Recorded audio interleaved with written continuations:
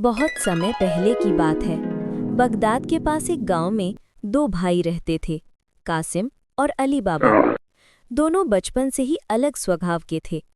कासिम लालची और घमंडी था। आया बूढ़े, ये बर्तन दे रहा है या मैं इन्हें छीन लूं? तुझे सुनाई दे रहा है ना? किस्मत का खेल देखिए। कासिम ने एक अमीर व्यापारी की बेटी से शादी कर ली और ऐशो आराम में रहने लगा, जबकि अली बाबा मेहनती और नेकदिल। दूसरी ओर अली बाबा गरीब था। वो जंगल से लकड़ियां काटकर बाजार में बेचता और उसी से अपने परिवार का गुजारा करता। और चाचा, कैसे हो आप सब? ठीक है ना? आज घराने में बहुत देर कर दी। तुम मेरे बारे में चिंता मत किया करो। एक दिन हम जरूर बाहर पेट भर खाना खाएंगे और तुम फिर इतना परेशान नहीं होगे।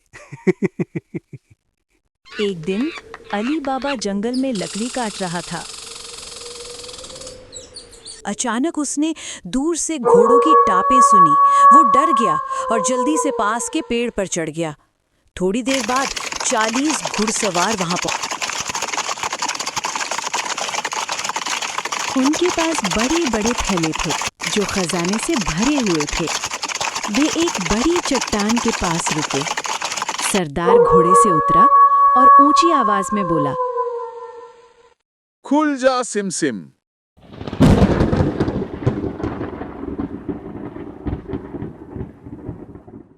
देखते ही देखते चट्टान खिसक गई और एक गुफा का दरवाजा खुल गया। सभी डाकू गुफा के अंदर चले गए।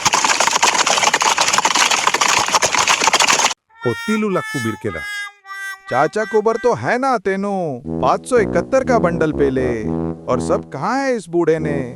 फिर दारू लेने भेज दिए शायद। एक दिन मैं इस बूढ़े का खून करूंगा। सरदार जी, आज फिर एक डाऊ लूटे बिना रहा गया। आप कहो तो उसे लूट ले सरदार। सांबा, क्या बोला तू? तुमसे एक काम ठीक से नहीं होता और डाकू बने चले हो। एक एक को मार दूंगा मैं। चलो सबके सब उस गांव को लूटने।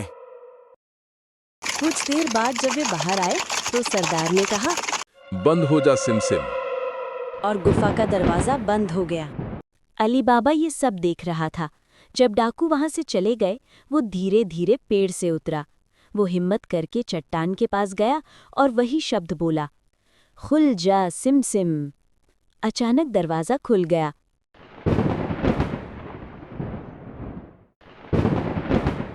अंदर का नजारा देखकर उसकी आंखें चौंधी आ गई। चारों ओर सोने के सिक्के, मोती, हीरे और जवाहरात के ढेर लगे थे। वहां अनगिनत खजाने का भंडार था, लेकिन अली बाबा लालची नहीं था। उसने बस कुछ सोने के सिक्के उठाए और दरवाजा बंद करके घर लौट आया।